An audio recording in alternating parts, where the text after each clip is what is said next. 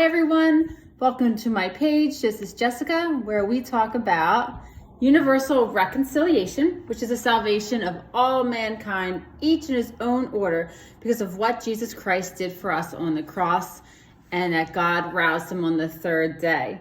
So I wanted to focus on two different verses today to prove how much Jesus and God love sinners. So I wanted to start with Luke 15:2, and as always, I'm reading from the Concordant Literal Version. It states that, and both the Pharisees and the scribes grumbled, saying that this man sinners is receiving and is eating with them. Let me hit play. Okay, so the Pharisees were very upset because Jesus sat with sinners, and as a result, they grumbled. They were not happy with Jesus for doing that.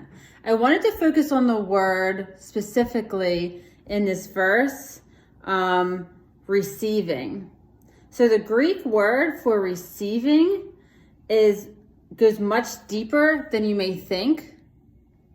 So the Greek word is called, I'm probably going to say this wrong, but it's called prostachetai, which means to receive to oneself. So this is much more than just a handshake. This is like you coming home from a business trip and being embraced by your spouse, so full of love and intimacy. Then Jesus goes on to talk about the parables about the prodigal son, the woman and her coin, and just how happy the Father is just to have us back. So this has nothing to do with our sins. God's nature is love.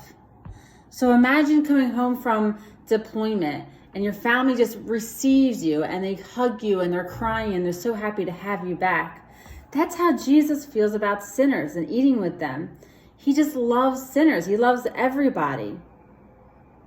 That's how deep his love goes for all humanity. There's no way in this world that God is burning sinners forever when he is love and he receives sinners and he sent Jesus down to die for the sins of the whole wide world. Another great verse I wanted to focus on today is Titus 2:11.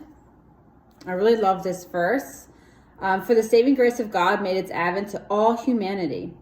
But I actually prefer the way that it's translated in the Greek, which let me look it up real quick.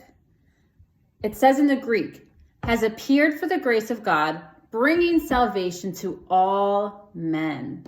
So there's no questions or doubt right there. God is the one who is bringing us salvation through Christ crucified and risen. All we have to do is nothing. God has everything and everyone under his control. So Jesus and God, they embrace you, they love you. God did all of the work for our salvation. There is no sinner's prayer or deliverance that we need to do to be accepted by God and Jesus. They love us just the way that we are. And eventually, in due time, everyone will be given the faith of Christ. Everyone will understand that Christ died for the sins of the world. Everyone will be blessed richly through what Christ did.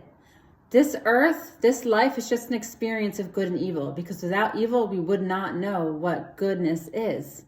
We would not know what love is. We wouldn't understand God's goodness.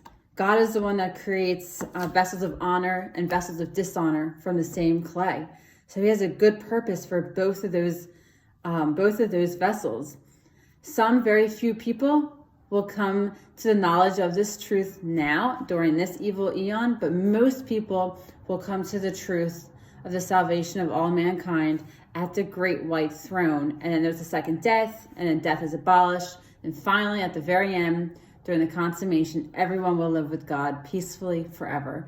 So if you would like to learn more information about universal reconciliation, check out my comment below. There are some verses and there are some websites that you can go to. So thank you very much for watching. Have a nice day. Bye.